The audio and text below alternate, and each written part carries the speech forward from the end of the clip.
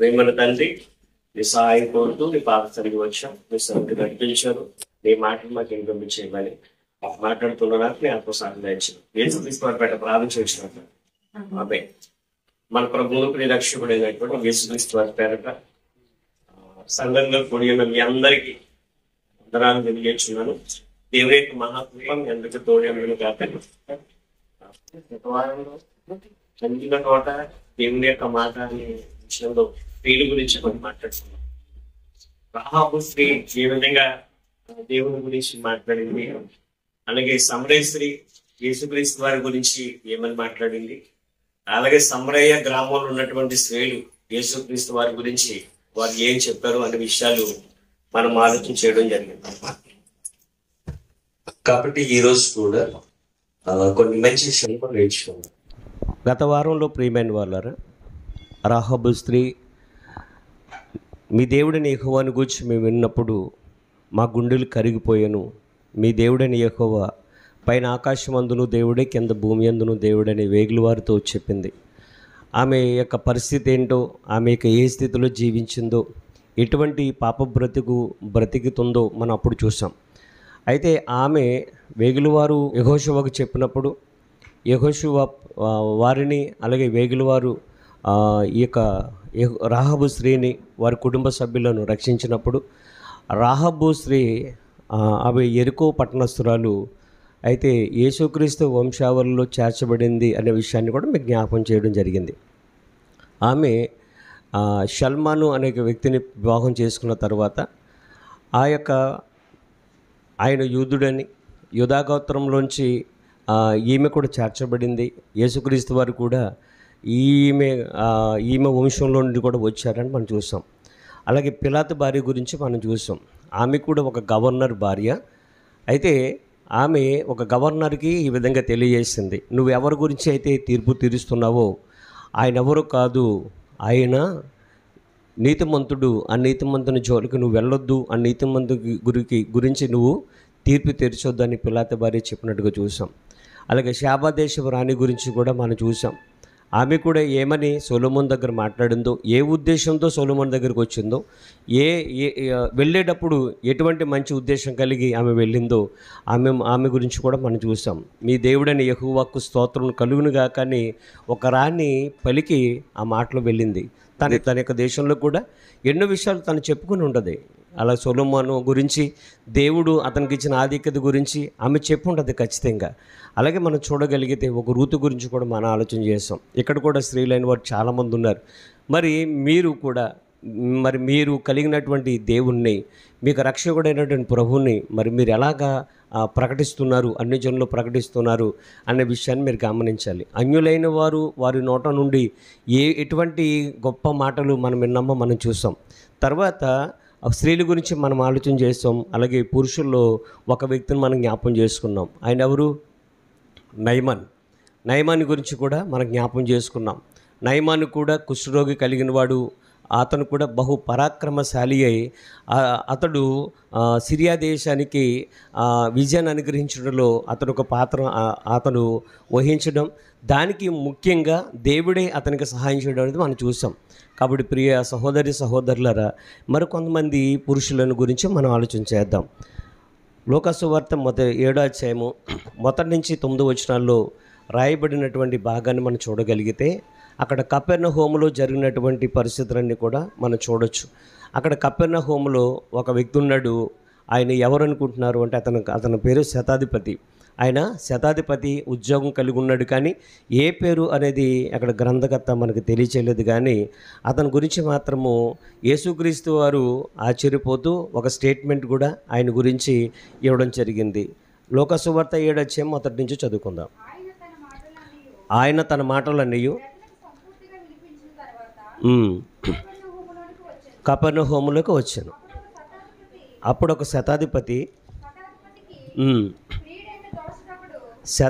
కంటే ఒక ప్రియమైన దాసుడు ఉన్నాడంట. అతను రోగి అయ్యి సావసిద్ధమై ఉన్నాడు. అంటే వ్యాధిగ్రస్తుడే సావసిద్ధమై ఉండెను అంటే సావసిద్ధమై ఉన్నాడు అని అంటే అర్థం ఏంటండి? చనిపోవడానికి సిద్ధంగా ఉన్నాడు, ఇంకా బ్రతకడు, ఇంకా బ్రతికే ఛాయిస్లు లేవు. ఆయన మ్యాక్సిమం 90% ఇంకా చాయిస్ లేదు. ఏదో మనము ఆశ పెట్టుకుంటాం అంతే, ఒక 10% బ్రతికితే బాగున్ను అని. కానీ ప్రియమైన వాళ్ళారా, ఒక వ్యక్తి అతడు వ్యాధిగ్రస్తుడై సావసిద్ధమై ఉన్నాడు. ఆ దాసుడు ఆ శతాధిపతికి చాలా ఇష్టమైన వాడటండి, చాలా ఇష్టమైన వాడు. అంటే ఈ యొక్క చనిపోయే సావుబతుకులు ఉన్నటువంటి వ్యక్తి ఎంత నమ్మకస్తుడు, అతనికి ఒక శతాధిపతికి ప్రియమైన వాడంటే ఎంత నమ్మకంగా అతనికి జీవించుంటాడు. ఒకసారి మనము ఆలోచన చేయాలని కోరుతున్నాను. 3వ వచనం చదువుకుందాం. శతాధిపతి యేసును గురించి విని ఆయన వచ్చి తన దాసును స్వస్థపరచవలనని ఆయనను వేడుకొనుటకు యూదుల పెద్దలను, అంటే యేసుక్రీస్తు వారి యొద్దకి యూదుల్లో ఉన్న కొంతమంది పెద్దలను పంపించారు.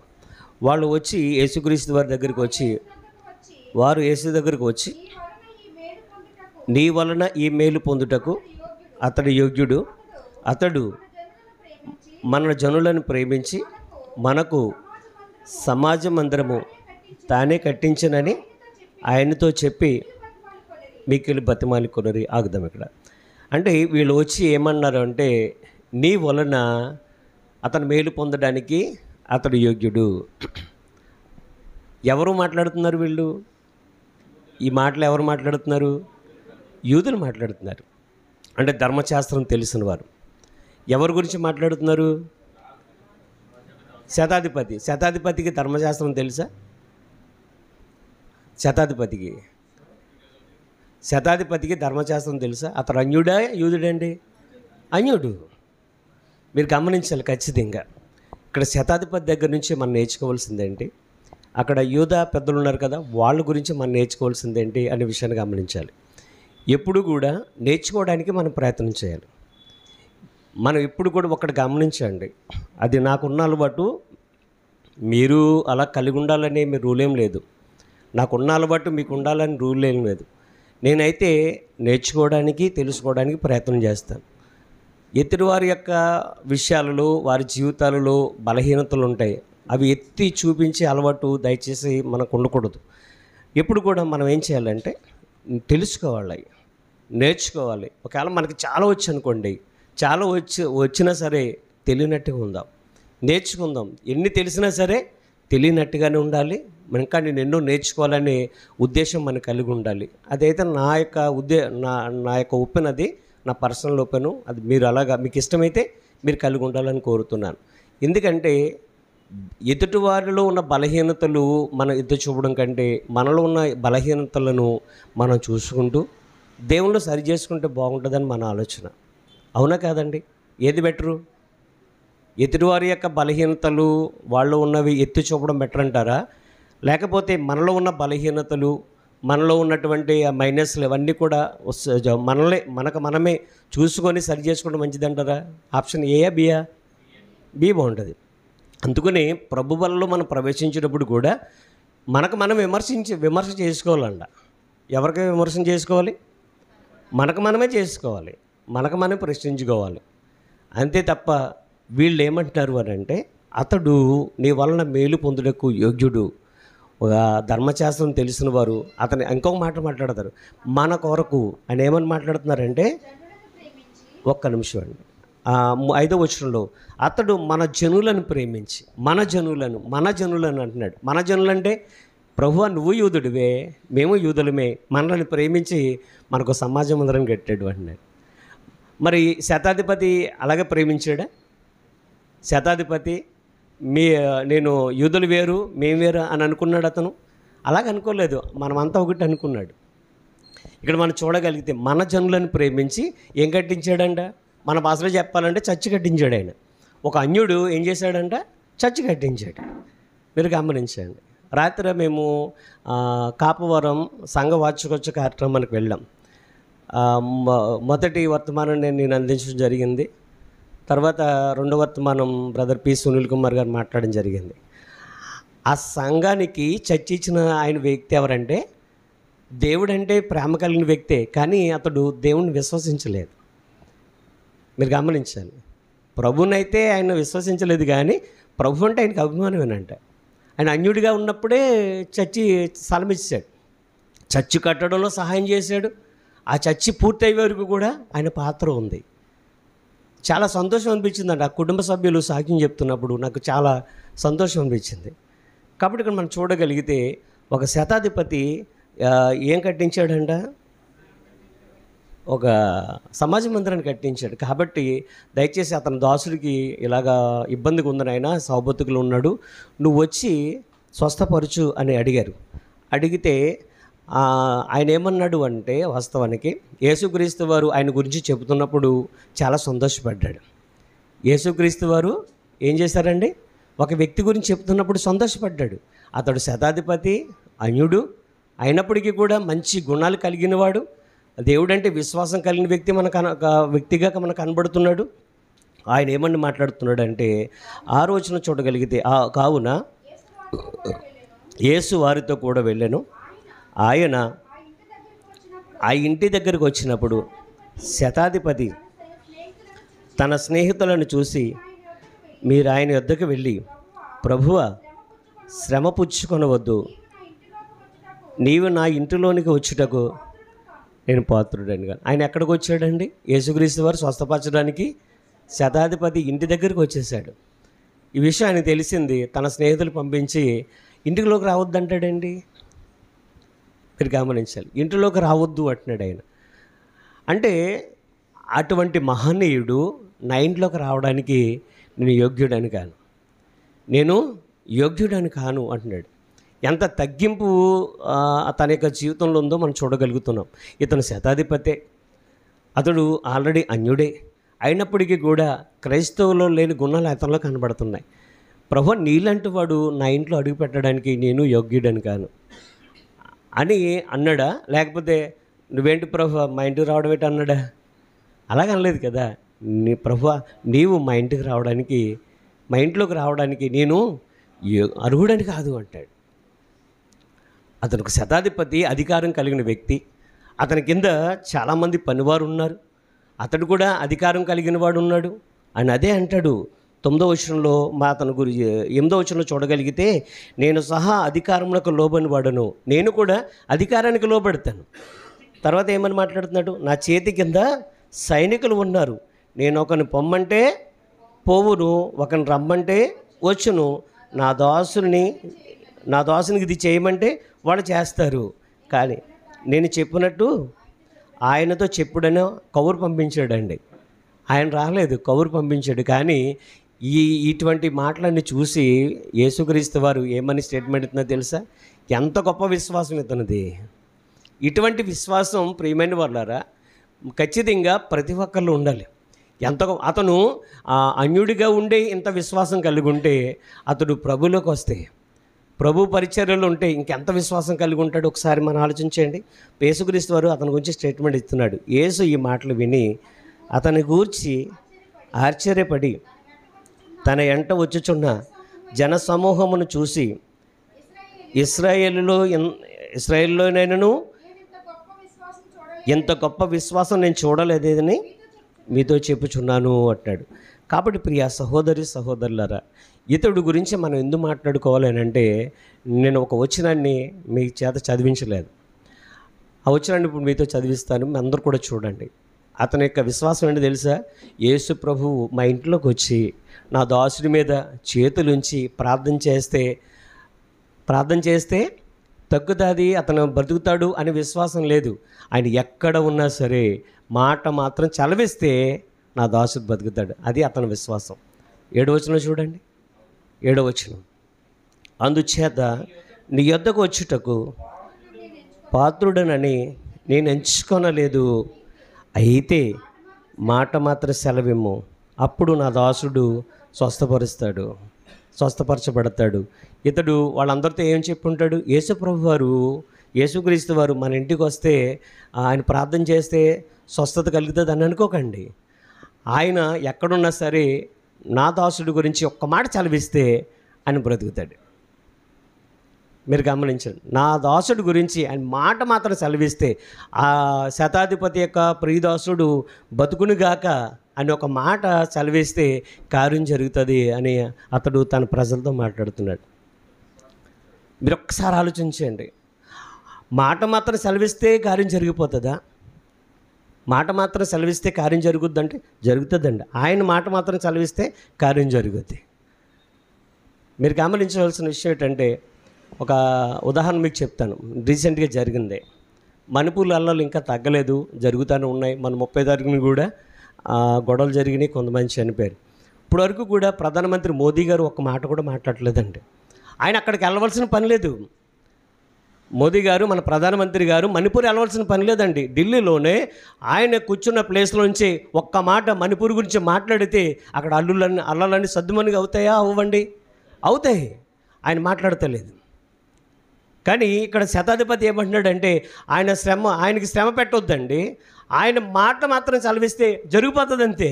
ఎంత గొప్ప విశ్వాసం! ఒకసారి చూడండి. ఒక అన్యుడైన వాడు ఏమని మాట్లాడుతున్నాడు చూడండి. ఒక అన్యుడైనటువంటి శతాధిపతి యేసుక్రీస్తు వారి మాట మాత్రం సెలవిస్తే కార్యం జరుగుతుంది అని ఒక గొప్ప స్టేట్మెంట్ ఆయన ఇస్తున్నాడండి. కాబట్టి ప్రియ సహోదరులారా, ఆయన గురించి, యేసుక్రీస్తు వారి గురించి ఆయన మాట్లాడుతుంటే యేసుక్రీస్తు వారే ఆయన గురించి గొప్ప స్టేట్మెంట్ ఇచ్చాడు. మీరు ఒక్కసారి గమనించండి. మన జీవితాల్లో ప్రియమైన వాళ్ళారా, ఈ దేవుని యొక్క కార్యాలు జరగక మానవ జరుగుతాయి, ఆయన యొక్క మేలులు కూడా జరగక మానవ జరుగుతాయి. కానీ అటువంటి గొప్ప విశ్వాసాన్ని మనం కలిగి ఉండాలి. దేవుడు ప్రియమైన వాళ్ళు నా దగ్గర వచ్చే చేయాలని అనుకుంటారు కొంతమంది. కానీ అలా కాదు. ఆయన మాట మాత్రం చదివిస్తే నా జీవితం మారిపోతుందనే విషయాన్ని గమనించాలి. ఇంకొక వ్యక్తిని మీకు జ్ఞాపకం చేయాలని ఆశపడుతున్నాను. ఇతడు భక్తిపరుడు, ఇతడు కూడా ఒక శతాధిపతే. ఈరోజు 3 శతాధిపతుల గురించి మీకు చెప్పాలని ఆశపడుతున్నాను. ఇతడు కూడా శతాధిపతే. ఈ శతాధిపతి గురించి చాలా గొప్పగా బైబిల్లో రాయబడి ఉంది. ఇతడు కొర్నేలి అండి. అపోస్తలుల కార్యములు 10వ అధ్యాయంలో ఇతని గురించి రాయబడి ఉంది. ఇతడు అన్యుడిగా ఉండి దేవుని యందు భయభక్తులు కలిగిన వాడు. ఇతడు ఎంత గొప్పవాడు అని అంటే, ఇతడు దేవుని యందు భయభక్తులు కలిగి ఉన్నాడు, ఎల్లప్పుడూ కూడా ప్రార్థన చేసేవాడుగా ఉన్నాడు. అంతేకాకుండా అతడు ధర్మకార్యాలు చేసేవాడుగా ఉన్నాడు. మరి ముఖ్యంగా అతనే కాకుండా అతని ఇంటి వారందరూ కూడా భయభక్తులు కలిగి ఉన్నట్టుగా మనం చూడగలుగుతున్నాం. అంతేకాకుండా అతని పనివారులైనటువంటి, అతని దోసలైనటువంటి, అతను దగ్గర పనిచేసే సైనికులు కూడా దేవుని యందు భయభక్తులు కలిగి ఉన్నట్టుగా మనం చూడగలుగుతున్నాం. ఈ యొక్క అధ్యాయం అంతా కూడా ప్రియమైన వాళ్ళరా అతని గురించి రాయబడింది. ఇతను ఎక్కడున్నాడంటే, ఇటాలీ పటాలం అనబడిన పటాలములో శతాధిపతి అయిన కొర్నేలి అనే భక్తిపరుడు ఒకడు కైసరిలో ఉన్నాడంట అండి. ఇతను ఉండే ప్లేస్ ఎక్కడ? ఇతను ఉండే నివాసం ఎక్కడ? కైసరిలో ఉన్నాడు. కాబట్టి ఇక్కడ మనం చూడగలిగితే ప్రతి వచనాన్ని మనం చదువుకొని వెళితే సమయం సరిపోదు. కాబట్టి ఇంకొక వ్యక్తి గురించి కూడా మనం ఆలోచన చేయగలిగితే, ఇతని గురించి ఎవరు ఆలోచన చేశారు అని అంటే ప్రియమైన వాళ్ళరా, సాక్షాత్తు దేవుడే ఈయన గురించి ఆలోచన చేశాడు. ఇతని దగ్గరికి దేవదూతను పంపించాడు. 3వ వచనం చదవండి. అతని క్యారెక్టర్ గురించి చదువుకుందాం. 2వ వచనంలో, 3వ వచనంలో, పగలు ఇంచుమించు 3 గంటల వేళ దేవుని దూత అతని యొద్దకు వచ్చి, కొర్నేలి అను పిలుచుట దర్శనమందు తేటగా అతనికి కనబడెను. అతడు దూత వైపు తేరి చూసి భయపడి, ప్రభువా ఏమని అడిగాను. అందుకు దూత, నీ ప్రార్థనలను నీ ధర్మకార్యములను దేవుని సన్నిధికి జ్ఞాపకార్థంగా చేరినవి. అంటే ఇతడు చేసే ప్రార్థనలు, ఇతను చేసే ధర్మకార్యాలు దేవుని సన్నిధికి జ్ఞాపకార్థంగా చేరినవి. అంటే దాని అర్థం ఏంటండి? దేవుడు కూడా జ్ఞాపకం ఉంచుకునే విధంగా ఇతని యొక్క క్రియలు ఉన్నాయి. ఎంత ఆశ్చర్యమైన విషయం అండి. ఈ కొర్నేలి గురించి మనం చాలాసార్లు చదువుకున్నాం. చాలా సందర్భాల్లో కూడా ఈయన గురించి మనం విన్నాం. ఈ 10వ అధ్యాయం కూడా చాలాసార్లు మనం చదువుకున్నాం. కానీ ఆయన యొక్క క్యారెక్టర్ గురించి 2వ వచనంలో రాయబడింది. అలాగే కింద 3వ వచనం నుంచి 4వ వచనం కింద వరకు చదువుకుని వెళ్తే, నీ ధర్మకార్యాలు, నీ ప్రార్థనలు దేవుని సన్నిధికి జ్ఞాపకార్థంగా చేయబడ్డాయి. మనకు ప్రశ్న వేసుకుందాం. మనందరం కలిసి ఒక ప్రశ్న వేసుకుందాం.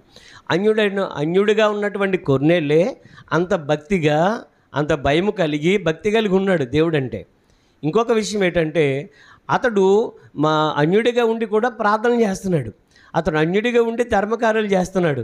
మరి దేవుని పిల్లలుగా ఉన్న మనము, క్రైస్తవులుగా ఉన్న మనము, దేవుని అంగీకరించిన మనము, మరి మన ప్రార్థనలు, మన యొక్క ధర్మకార్యాలు మరి దేవుని సన్నిధికి జ్ఞాపకార్థంగా వెళుతున్నాయా? మీరు గమనించండి. ఖచ్చితంగా మనం చేయవలసిన వారమై ఉన్నాం. ప్రార్థనలు ఖచ్చితంగా. ప్రార్థనలు ఎందుకు చేయాలో తెలుసండి? మీరు గమనించండి. ప్రార్థనలు ఎందుకు చేయాలంటే వ్యక్తిగతంగా మనము దేవునికి దగ్గర అవుతామండి. ప్రార్థనలు చేసే ప్రార్థనలు ప్రతిఫలం ఏంటంటే నువ్వు దేవుడికి దగ్గర అవుతావు. 1. 2, నీ ఆత్మీయ జీవితం దినదినము అభివృద్ధి చెందుతుంది. మూడో విషయం ఏంటంటే నువ్వు పాపానికి దూరంగా ఉండడానికి దేవుడు సహాయం చేస్తూ ఉంటాడు. ఆ విషయాన్ని గమనించాలి. అంటే ప్రార్థన జీవితం నీ యొక్క మాట తీరును మారుస్తుంది, నీ యొక్క ఆలోచన తీరును మారుస్తుంది. ఇంకో మాటలో చెప్పాలంటే నీ యొక్క దైనందిన జీవితంలో ఉన్నటువంటి ఈరోజు ఉన్నటువంటి జీవితం రేపు అనేది ఉండదు. ఎందుకంటే ప్రార్థన అనేది ప్రియమైన వల్ల చాలా బలాన్ని ఇస్తుందండి. ప్రార్థనలో ఉన్న ధన్యతలు మనం ఖచ్చితంగా ఆలోచన చేయాలి. ఈరోజు సంఘంలో ప్రార్థన ఎందుకు చేయాలి తెలుసా మీకు? మన సంఘంలో ప్రార్థన లేవు. ప్రార్థన చేద్దాం రండి అంటే ఒకళ్ళు రారు. ఎవరి కోసం? నా కోసమా? చెప్పండి. నా కోసం ఇక్కడ ప్రార్థన జరుగుతున్నాయా? ఈయన కోసమా? చెప్పండి. లేకపోతే రవికుమార్ గారి కోసమా? దానియేలు గారి కుటుంబం కోసమా? మీ అందరి కోసమే కదా. కేవలం ఈ ఆదివారం ఒక్కరోజే మనం ఇంతమంది అటెండ్ అవుతున్నాం, మిగిలిన రోజు ఎందుకు రాలేకపోతున్నాం? మీరు ఒక్కసారి గమనించండి ప్రియమైన. ఆదివారం అందరం కూడా క్రమం తప్పకుండా వస్తున్నాం. అంటే ఆదివారం చర్చికి వెళ్ళాలని వెళుతున్నామా? లేకపోతే వెళ్ళకపోతే బాగోదు దేవుడు ఏమన్నా అనుకుంటాడని వెళ్తున్నామా? లేకపోతే మనకు సెలవని కుదిరిందని వస్తున్నామా? మీరు ఒక్కసారి ఆలోచించేయండి. అన్యుల్లో ఉన్న భక్తి క్రైస్తవుల్లో కనబడతలేదండి ఈరోజు. అన్యుల్లో ఉన్నటువంటి భక్తి శ్రద్ధలు ఈరోజు మన క్రైస్తవుల్లో కనబడట్లేదు. ఎవరు బెటర్గా ఉన్నారు అని అంటే అన్యులే బెటర్గా కనబడుతున్నారు ప్రియమైన వాళ్ళ భక్తి విధానం చూడండి. వాళ్ళ భక్తి విధానం చూడండి, వాళ్ళ విధానం చూడండి. మీరు ఒకసారి ఆలోచించేయండి. ఈరోజు కొర్నేలు అనే ఒక వ్యక్తి, అతడు దేవుణ్ణి విశ్వసించిన వాడు. దేవుడు అంటే పూర్తిగా తెలియనివాడు. దేవుడు అంటే పూర్తిగా తెలియని వాడికే ఎంత భయం ఉంటే, దేవుడు అంటే పూర్తిగా తెలియని వాడికే ఎంత భయం, ఎంత భక్తి ఉంటే, దేవుడు అంటే తెలియని వాడికే ఇన్ని ప్రార్థనలు చేస్తుంటే, దేవుడు అంటే తెలియని ఈయనే ఇన్ని ధర్మకార్యాలు చేస్తుంటే, దేవుని తెలిసిన మనము ఏ విధంగా ప్రార్థన చేయాలి? దేవుని తెలుసున్న మనము ఏ విధంగా జీవించాలి? ఒకసారి మన వ్యక్తిగతం ప్రశ్న వేసుకుందాం ప్రియమైన వాళ్ళారా. ఇక్కడ దేవుని సన్నిధికి వచ్చామంటే మన యొక్క ఆత్మీయ జీవితంలో ఏ మేలుకరమైన విషయాలు మనం తీసుకుని వెళ్ళాలి. ఖచ్చితంగా ఏదో వచ్చాము అని వెళ్ళడం కాదు. మన యొక్క ఆత్మీయ జీవితానికి మేలుకరమైన విషయాలు ఖచ్చితంగా మీరు పట్టుకుని వెళ్ళాలి. మీ హృదయంలో ఖచ్చితంగా వాక్యానికి చోటు వాళ్ళు ప్రియమైన వాళ్ళారు. మీరు ఒక్కసారి గమనించండి. దేవుని యందు ప్రియమైన వాళ్ళ ఒక కొర్నేలు యొక్క జీవితం మన జీవితాన్ని కంపేర్ చేసుకోండి. మీరు నా జీవితానికి కొర్నేలు జీవితానికి ఏది బెటర్ అంటే ఆయన జీవితమే బెటర్ అని చెప్తాను నేనైతే ఒప్పుకుంటాను ప్రియమైన వాళ్ళారు. కొర్నేలు జీవితం బెటరా, నీ జీవితం బెటరా అని అడిగితే కొర్నేలు జీవితం బెటర్ అంటాను నేను. ఎందుకంటే ఆయన యొక్క ప్రార్థనలు దేవుని సన్నిధికి వెళ్ళాయి, ఆయన ధర్మకార్యాలు దేవుని సన్నిధికి వెళ్ళాయి, ఆయన కుటుంబం అంతా కూడా దేవుని యందు భయభక్తులు కలిగి ఉన్నారు. అంతేకాకుండా అతని దగ్గర పనిచేసే ఆ పనివారు, ఇంట్లో పనివారు, సేవకులు అందరూ కూడా దేవుని యందు భయభక్తులు కలిగి ఉన్నారు. మంచి ఎంతో నమ్మకంగా బ్రతుకుతున్నారు. ఇటువంటి క్యారెక్టర్స్ అన్నీ కూడా ఎక్కడున్నాయి చెప్పండి? మన కుటుంబాల్లో పోల్చుకుంటే కనబడతాయా? అన్నీ మనమే తొక్కులో కనబడతాం. కాబట్టి ప్రియమైన వాళ్ళరా, ఇతని యొక్క జీవితంలో ప్రియమైన వాళ్ళరా జరిగినటువంటి కార్యాలన్నీ కూడా మనం ఖచ్చితంగా గమనించాలి. వాక్యం వింటున్నవారు ఒక విషయాన్ని మీరు జ్ఞాపకం పెట్టుకోవాలి. ఇవి వినేసాం కదా, గతంలో చెప్పేశారు కదా అనే ఆలోచన ఎప్పుడు ఉండకండి.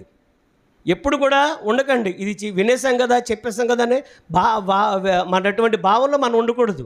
ఒకవేళ చెప్పారనుకోండి, ఏదో విషయం మనతో మాట్లాడుతున్నాడు దేవుడు అనే విషయాన్ని మనం ఖచ్చితంగా ఆలోచన చేయాలి. ఇకపోతే ఆయన యొక్క ధర్మకార్యాలు, ఆయన యొక్క ప్రార్థనలు దేవుని సన్నిధికి జ్ఞాపకార్థం చేయబడ్డాయనంటే మరి మన జీవితంలో మరి దేవునికి ఏ జ్ఞాపకార్థాన్ని దేవునికి ఇవ్వగలుగుతామని చెప్పండి. దేవుడే జ్ఞాపకం ఉంచుకునే విధంగా ఆయన కార్యాలు ఉన్నాయంటే ఎంత ఆశ్చర్యమైన సంగతి. మీరు ఒక్కసారి ఆలోచించండి.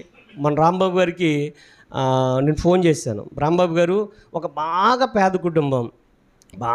కుటుంబం అండి. ఎవరన్నా ఉంటే చూడండి, ఒకళ్ళు స్పాన్సర్ వచ్చారు, వాళ్ళకి సాయం చేద్దామంటే జేగురిపడిలో కుటుంబాన్ని ఆయన వాళ్ళ తోటల్లుడి ద్వారా మాకు తెలియజేశారు. ఆవిడ చాలా రుద్రాలుగా ఉన్నారు. కొడుకైతే యాక్సిడెంట్ జరిగింది, నడుమిరిగిపోయింది, కోడలు లేచింది, మనవాడు ఎక్కడ ఉన్నాడో తెలియదు. ఆ కుటుంబానికి ఆధారం ఏంటంటే ఈ ముసలావిడికి వచ్చే పెన్షన్ ఆధారం. ఆ కోటాలు బియ్యం ఇచ్చే రేషన్ బియ్యం ఉంటా చూసారా, అవే తిని బతుకుతున్నారండి వాళ్ళు ఎప్పుడో పెతలనాటి కాలంలో అంటే ఒక ఇల్లు ఉంది, పాడుపడిన ఇల్లు, అదే వాళ్ళకి ఆధారం. మీరు ఒకసారి ఆలోచించేయండి. అంటే ఆ కుటుంబాన్ని దేవుడు ఏర్పాటు చేసుకున్నాడు. అంటే ఇలాగ వేస్తే ఆ యొక్క ఇప్పుడు అలాగా వాళ్ళకి ఈరోజు మధ్యాహ్నం సాయం చేస్తున్నాం మన ట్రస్ట్ ద్వారా, అది చేస్తే దేవుని యొక్క సన్నిధి జ్ఞాపకార్థంగా వెళుతుందా? జాత దేవుని సన్నిధి జ్ఞాపకార్థంగా వెళుతుందా? మీరు ఒకసారి ఆలోచించండి. నేను చేస్తే దేవుని సన్నిధి అంటే కార్యం చేస్తే దేవుని సన్నిధి జ్ఞాపకార్థంగా వెళ్ళడం కాదు.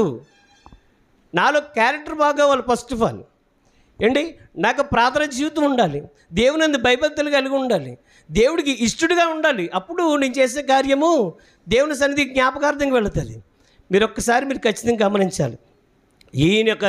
ఈయన కూడా పేతురు గారు ఈయన గురించి దర్శనాన్ని పొంది ఈతని దగ్గర పంపిస్తాడు. దేవుడే వెళ్ళమంటాడు వీళ్ళ దగ్గరికి. మీరు ఒక్కసారి గమనించండి.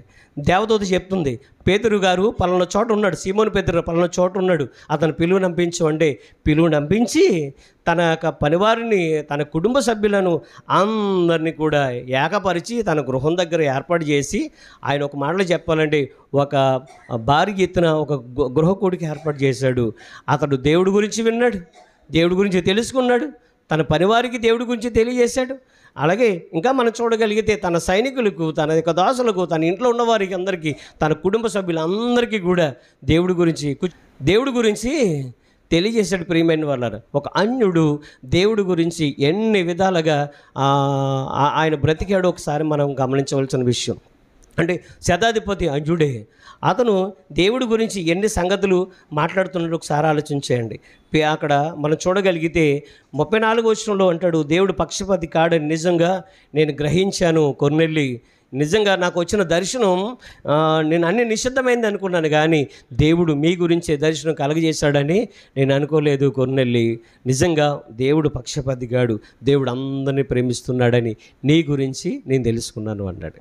కాబట్టి ఒకసారి పేతురు అంతటి వాడే ఒక అన్య సహోదరుడి ఇంటికి వెళ్ళేలాగా దేవుడు చేశాడు, రక్షణ భాగ్యాన్ని అనుగ్రహించాడు. ఒక కొర్నెల్లి చూస్తారా, తనకు కుటుంబానికి రక్షణ తీసుకొని వచ్చాడు. అతను ఎన్ని మాటలు చెప్పి ఉంటాడు దేవుడి గురించి అండి? ఒక మాట, రెండు మాటల, చాలా మాటలు. ఇంకొక శతాధిపతి గురించి మీకు జ్ఞాపం చేసి నా మాటలు ముగిస్తాను. ఈ యొక్క శతాధిపతికి ఉన్న ప్రత్యేకత ఏంటంటే, యేసుక్రీస్తు వారు చివరి గడియల్లో చివరి ఘట్టం అంటే ఏంటది? చివరి ఘట్టం ఏంటమ్మా? యేసుక్రీస్తు వారు చివరి ఘట్టం శిలువ మరణం.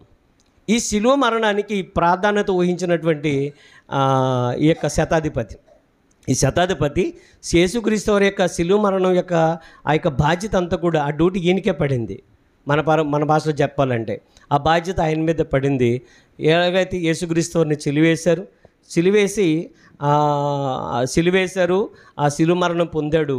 ఎందుకు సిలువేశారు అని మిమ్మల్ని అడుగుతున్నాను. యేసుక్రీస్తు వారిని ఎందుకు సిలువేశారు? చాలా కారణాలు చెప్పచ్చు. మన పాపాల కోసం. ఇంకా ముందు స్త్రీలు చెప్పండి, ఎందుకు వేశారు తల్లి? యేసుక్రీస్తుని ఎందుకు సిలువేశారు? మరి ఇన్ని సంవత్సరాల నుంచి వాక్యం వింటున్నారు కదా, యేసుక్రీస్తు సిలువ ఎందుకు వేశారు? మన రక్షణ కొరకు, మన పాపం కొరకు. ఓకే, ఇంకా అని తండ్రి చిత్తం నెరవేర్చడానికి. ఇంకా మీరు ఎవరైనా చెప్తారండి? యేసుక్రీస్తు అలా సిలువ ఎందుకు వేశారు? సిలువ వేయడానికి గల కారణాలు ఏంటి? చెప్పండి సార్, కుమార్ గారు.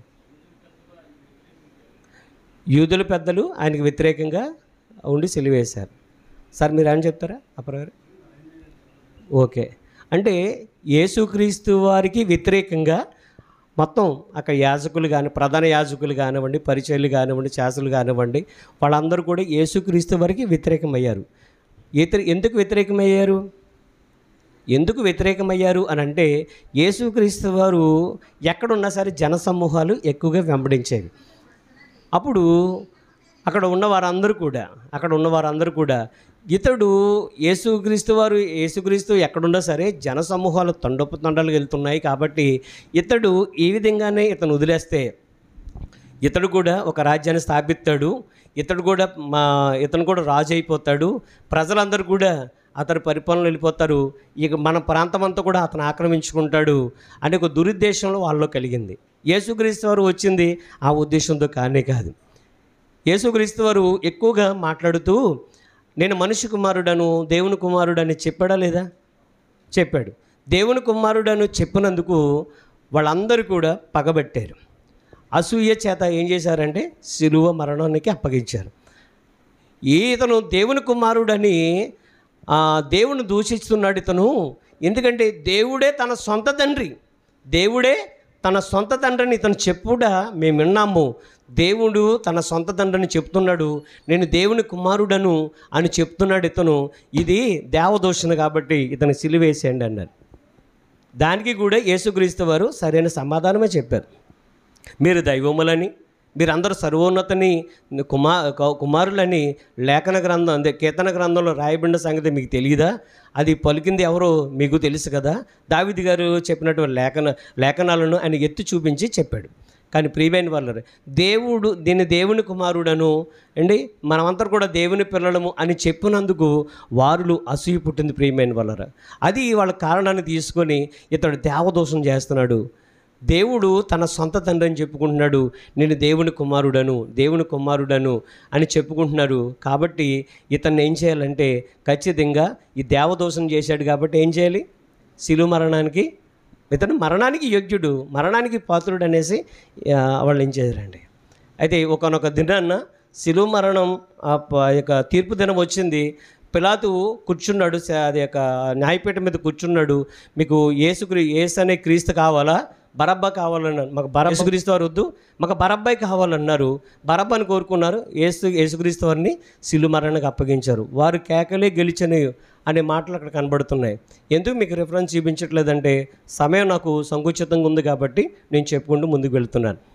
ఇకపోతే ప్రియ సహోదరులారా, గమనించవలసిన విషయం ఏంటంటే ఈ యొక్క శతాధిపతి యేసుక్రీస్తు వారిని అక్కడ శిక్షించింది మొదలుకొని గొలగత కల్వరి కొండ మీదకి వెళ్ళేటప్పుడు గొలగత కొండ మీదకి అక్కడ సిలువ వేసే వరకు కూడా ఈయనే బాధ్యత వహించాడు.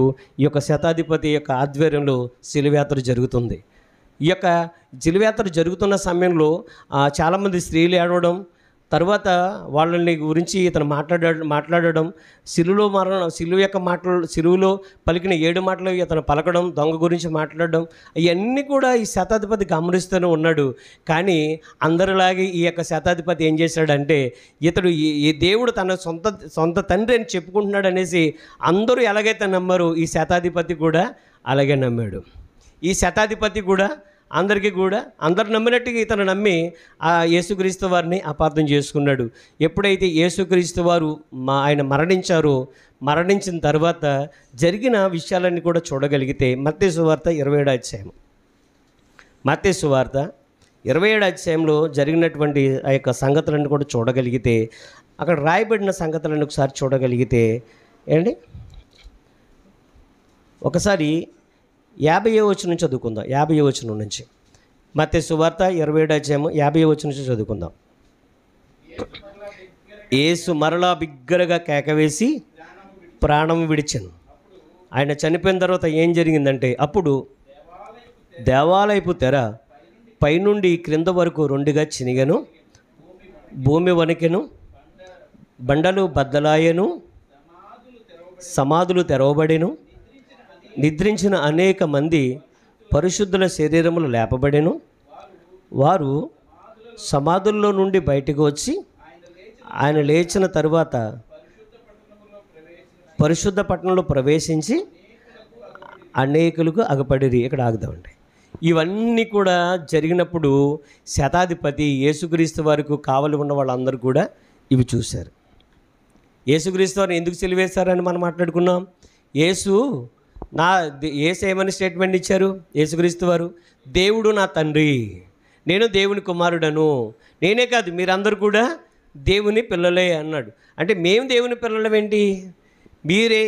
నువ్వు దేవుడిని సొంత తండ్రిని ఒప్పుకుంటున్నావు కాబట్టి ఇది దేవదూషణ చేసావు, దేవుడిని నువ్వు దూషించావు కాబట్టి అనేసి ఇదే కోణంలో ఆయన సిలువ వేసి చంపడం జరిగింది.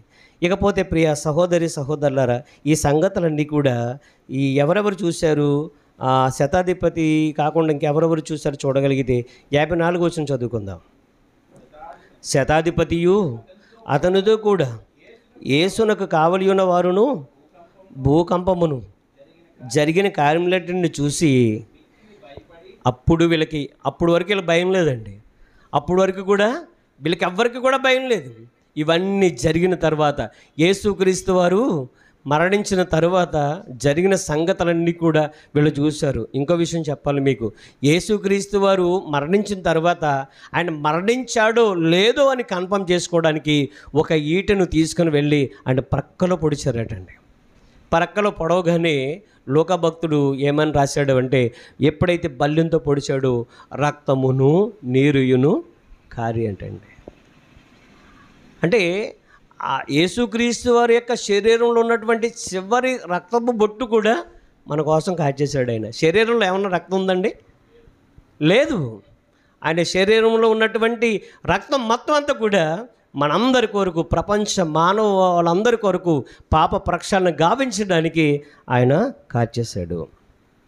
ఇవన్నీ జరిగి అక్కడ జరుగుతున్న పరిస్థితులన్నీ కూడా ఈ శతాధిపతి యేసుక్రీస్తు వరకు కావలి ఉన్న వారందరూ కూడా చూసి వాళ్ళు ఏమని స్టేట్మెంట్ ఇస్తున్నారు, వీళ్ళు ఎవరండి, వీళ్ళు ఎవరన్నా అంటే ఇశ్రాయేల్ ప్రజల్లో ఉన్నటువంటి 12 గోత్రాలు ఏదో గోత్రానికి చెందిన వాళ్ళు, వీళ్ళు రోమా సైనికులు అని రాయబడింది వీళ్ళ గురించి.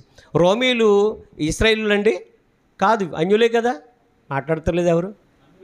అన్యులే. రోమీలు అన్యులే. రోమా సైనికులు ఇస్తున్న స్టేట్మెంటు ఏమని స్టేట్మెంట్ ఇచ్చారో మనం చూడగలిగితే 54 వచనం కింద ఆఖరి భాగం చూడగలిగితే, నిజముగా ఈయన దేవుని కుమారుడని వాళ్ళు చెప్పుకున్నారట. ప్రియమైన వాళ్ళారా, మీరు గమనించండి, నిజంగా ఈయన దేవుని కుమారుడే. ఏ మాట గురించి అయితే ఆయన సిలువేసి చంపేశారో ఆ మాట వీళ్ళు నిర్ధారణ చేస్తున్నారు. ఆయన అన్నట్టుగా ఈయన దేవుని కుమారుడు. ఎటువంటి కుమారుడు? నిజముగా ఈయన దేవుని కుమారుడు అని స్టేట్మెంట్ ఇస్తున్నారండి. మరి ఆయన గురించి 4 మాటలు చెప్పాలి అని అంటే, మీరు గమనించండి, ఆయన గురించి 4 మాటలు చెప్పాలి అని అంటే మరి నోరు విప్పరు ఎవరు కూడా. మన సంఘంలో ఆయన గురించి ప్రార్థన చేయండి అంటే ముందుకు రారు. ఒక పాట పాడంటే మీరు ఆలోచించండి, మంచి గాయకులు ఉన్నారండి మన సంఘంలో, మంచి గాయకులు ఉన్నారు. మరి మీ తలాంతును మీరు దేవుడికి ఉపయోగించండి. పాటలు పాడేవాళ్ళు సంగతి పక్కన పెట్టండి. మాకు ఎలాగో పురుషులు చాలామంది పాటలు పాడడం రాదు. స్త్రీలు మంచి గాత్రాలు కలిగిన వాళ్ళు ఉన్నారు, మంచి తలాంతులు కలిగిన వారు ఉన్నారు. మరి ఎందుకు రావట్లేదు? మీరు పిల్లలు ఉన్నారండి, చక్కగా చదివితే చక్కగా పాటలు పాడతారు పిల్లలు. దేవికి చెల్లి వాళ్ళ పిల్లలు కానివ్వండి, అన్నమ్మ కానివ్వండి, ఇంకా మంచి మీరు ఎందుకు రావట్లేదు? ఇంకా నేను ఒక పిల్లలకి తెలియజేస్తున్నాను. మరి ఆ చక్కగా ఇప్పుడు ఇశ్రాయేల్ గారు ఉంటారు, ఆయన అందరికంటే ముందు వాక్యం చదువుతాడా లేదా? చెప్పాలి మీరు. వాక్యం చదువుతాడా లేదా? చెప్పట్లేదు ఎవరు మీరు? ఈసారి గట్టిగా చదివిస్తానండి ఆయన చేత. ఆయన మీరు గమనించండి, ఆయన ముందు ఎవరు చదివినా చదవకపోయినా ఆయన ఖచ్చితంగా చదువుతాడు. నేను చదవాలని ఆయన ఆశ, అది ఆసక్తి ఆయన. మరి చాలామంది ఉన్నారు, మరి మీరెందుకు చదువుతలేదు? ఉండండి ఒకసారి. అలాగే పిల్లలు అంటే ఆయన ఆశ ఏంటి మీరు గమనించండి. ఆయన ఆసక్తి ఏంటి? నేనే చదవాలండి. మీకు అర్థమవుతుందండి, నేనే చదవాలి అని ఆయన అవకాశం ఇస్తారు. ఆల్రెడీ నేను మాట్లాడాను ఆయనతోటి. అదే అంటున్నాను, ఇప్పుడు ఎప్పుడు చదివేవాళ్ళే వాక్యం చదవడం కాదు. నా పిల్లలతో సహా చెప్తున్నాను, ప్రతి ఒక్కరు కూడా బైబిల్ తెచ్చుకోవాలి. పిల్లలు బైబిల్ కనబట్టలేదు, బైబిల్ తెచ్చుకోండి అన్న. ప్రతి వారం కూడా మీరు ఇక్కడ కాకపోయినా ఎక్కడికి వెళ్ళినా బైబిల్ ఖచ్చితంగా చేతిలో ఉండాలి. Very good. కాబట్టి పిల్లలు కూడా మీరు బైబిల్ చదవడానికి ఖచ్చితంగా పోటీ పడాలి. ఎందుకంటే ఒకటే చెప్తున్నానండి, ఎందుకంటే ముందు జరిగేది చెప్తున్నాను, భవిష్యత్తులో జరిగే విషయం చెప్తున్నాను నేను. ఎప్పటికీ మేము స్థిరంగా ఉండం. ఏదో ఒక రోజున ప్రభు పిలుస్తాడు, మేము వెళ్ళిపోతాం. మమ్మలను ప్రభు పిలుస్తాడు. ఈరోజు ఇప్పుడు వాక్యం చెప్తున్నట్టుగా ఎల్లకాలం నేను ఉంటానో చెప్పండి? ఎల్లకాలం ఈయన ఉంటాడా? మా తర్వాత తరం వారు ఖచ్చితంగా ఈ పరిచయాన్ని కొనసాగించాలి. దేవుని స్తోత్రం కలిగినగాక. నమ్మితే దేవుని స్తోత్రం చెప్పండి. మీ తరం వారు మీ పిల్లలను దేవుని పనికి ఉపయోగించరా? నోర్లు మెదపరా? మరి మీరు దేవుని స్తోత్రం చెప్పండి. ఆమేన్. ఖచ్చితంగా చెప్తున్నాను. ఖచ్చితంగా ప్రతి విషయంలో కూడా పిల్లలు అన్ని విషయాల్లో ముందుండాలి. దేవుని పని చేయడంలో, అన్ని పనులు చేయడంలో ముందుండాలి. వాక్యం చదవడమే కాదు, వాక్యం చెప్పడమే కాదు, ప్రార్థన చేయడమే కాదు, పరిచర్య చేయడమే కాదు, అన్ని విషయాల్లో కూడా చచ్చి తుడిచే కాడి నుంచి ప్రియమైన వాళ్ళారా చచ్చి తాళాలు వేసే వరకు అన్ని విషయాల్లో ముందుండాలి. ఏంటి పరిచర్య చేసే పని ప్రియమైన వాళ్ళారా నేను స్త్రీలకు కేటాయించాను. ఒక వారం ఒకళ్ళు రండి అంటే వస్తున్నారండి? ఏది పరిచర్య అంటే మీరు ఒకసారి ఆలోచించండి. పరిచర్య విషయంలో మన బాధ్యత ఎక్కడ మీరు గమనించండి. దూరం నుంచి వచ్చేవాళ్ళు ఉన్నారు, వాళ్ళ విషయం పక్కన పెట్టండి. వాళ్ళు మనం ప్రశ్నించడానికి సరిపోం. ఎందుకంటే వాళ్ళు దూరం నుంచి రావాలి. ఇప్పుడు ప్రసన్న చెల్లి వాళ్ళు ఉన్నారు, ఎక్కడి 80 కిలోమీటర్ల నుంచి రావాలండాలి. వాళ్ళు ఎప్పుడు బయలుదేరుతారో తెలుసండి? మనం అంటే 11-11:30 దేమకు వస్తాం, కానీ వాళ్ళు ఎప్పుడు బయలుదేరు తెలుసండి? తెల్లవారుజామున 4:30కి వాళ్ళు ప్రయాణం మొదలవుతుంది. ఎన్ని గంటలకు తల్లి? ఎన్ని గంటలు? 6 గంటలకి. 6 గంటల ట్రైను. మరి మీరు ఎప్పటి నుంచి సిద్ధం చేసుకుంటారు? 4 గంటల నుంచి కదా. మరి మరి టిఫిన్లు భోజనాలు అన్నీ రెడీ చేసుకోవాలి కదా. మీరు గమనించండి, ఇంట్లో పనులు ఉంటాయి కదా. 6 గంటల ట్రైన్ అంటే 5 నిమిషాలు ముందు లేసి అలాగ వచ్చాం కదా. వాళ్ళ ట్రైన్ 6 గంటలకు అయితే 4 గంటలు చెల్లిని అడిగాను, అమ్మ నీ ప్రయాణం ఏటైనా చెల్లి అడిగితే చెల్లి చెప్పిందండి, 4 గంటలకి లేస్తానన్నయ్య, పనులన్నీ చక్కబెట్టుకొని 6 గంటలకల్లా ట్రైన్ ఉంటుంది, ఆ ట్రైన్కి వస్తాం. అది మిస్ అయితే మరలా 10 గంటల వరకు లేదన్నయ్య. మీరు గమనించండి, వాళ్ళు 80 కిలోమీటర్ల నుంచి ఎక్కడ సెబ్రోలు, ఎక్కడ రాజమండ్రి, అంత ఆసక్తిగా వస్తున్నారు వాళ్ళు. ఇప్పుడు మీరు ఇలాగమ్మ అలాగమ్మంటే వాళ్ళు అనడానికి సరిపోను కదా. వాళ్ళు అంత దూరం నుంచి వస్తున్నారంటే చాలా గొప్ప సంగతి. మీరు ఒక్కసారి ఆలోచించండి. అన్యులైన వారు దేవుడు గురించి ఎంత గొప్పగా వాళ్ళు మాట్లాడుతున్నప్పుడు దేవుడు గురించి మనం ఎందుకు నోరు విప్పట్లేదు చెప్పండి? మీరు గమనించవలసిన విషయం ఏంటంటే, ఏ కారణం చేత అయితే ప్రభువైన యేసుక్రీస్తు వారిని చెలివేశారో అదే స్టేట్మెంట్ ఇస్తున్నారు వాళ్ళు. ఈయన నిజముగా దేవుని కుమారుడు, ఈయన బ్రతికున్నప్పుడు చెప్పినప్పుడు మనం నమ్మలేదు. ఇందు నిమిత్తమే కదా ఇన్ని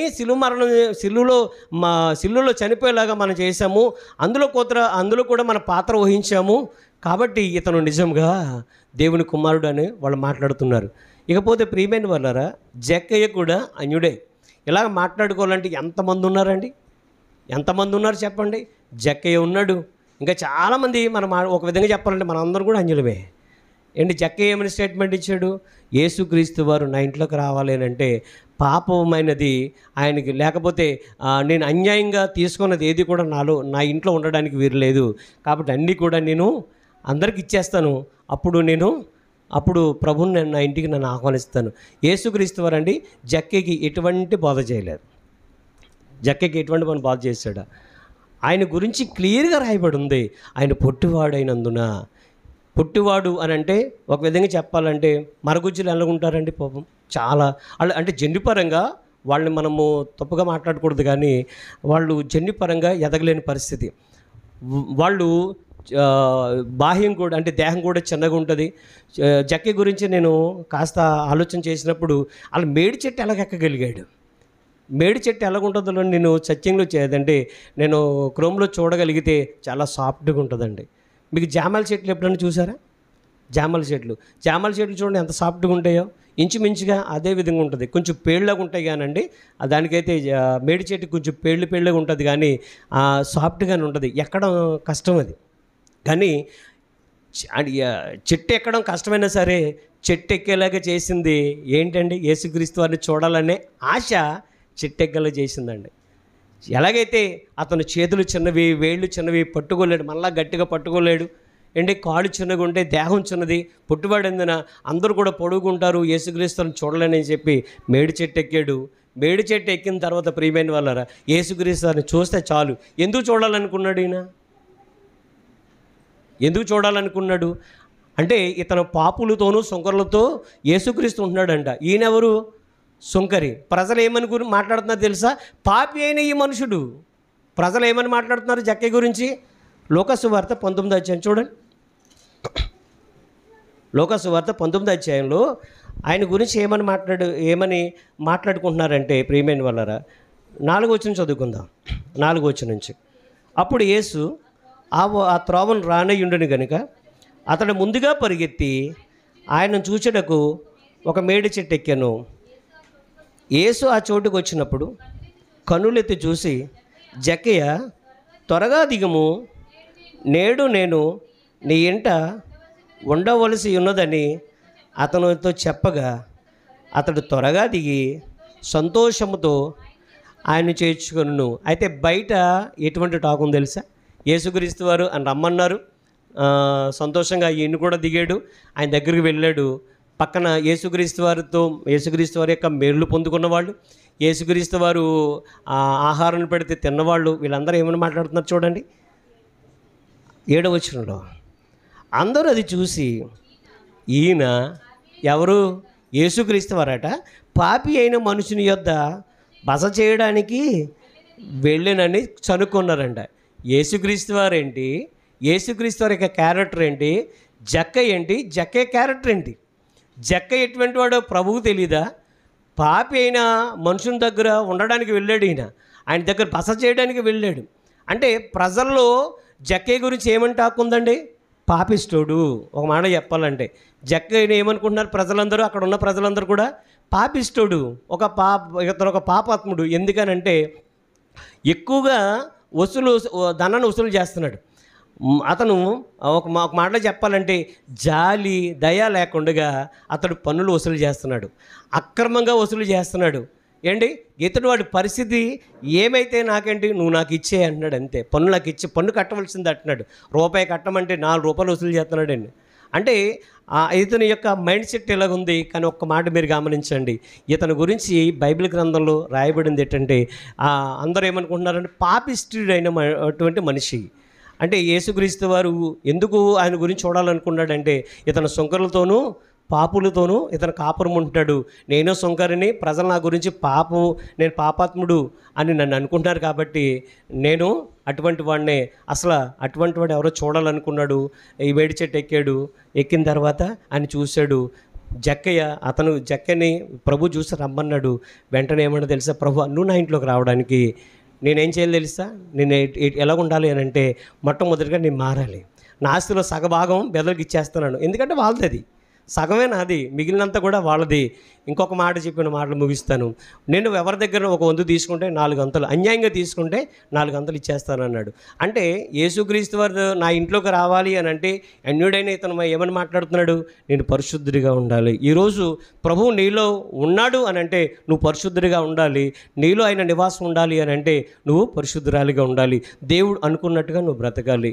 చూసారా, ఇంతమంది గురించి మనం ఆలోచన చేసాం. దేవుని చిత్తమైతే మహాప్రముఖులు, ప్రపంచాన్ని గడగడలాడించినటువంటి మహాశక్రతులైన వారు దేవుడి గురించి ఎటువంటి స్టేట్మెంట్ ఇచ్చారో దేవుని చిత్తమైతే మరల వారంలో మనం జ్ఞాపం చేసుకుందాం. ప్రార్థన.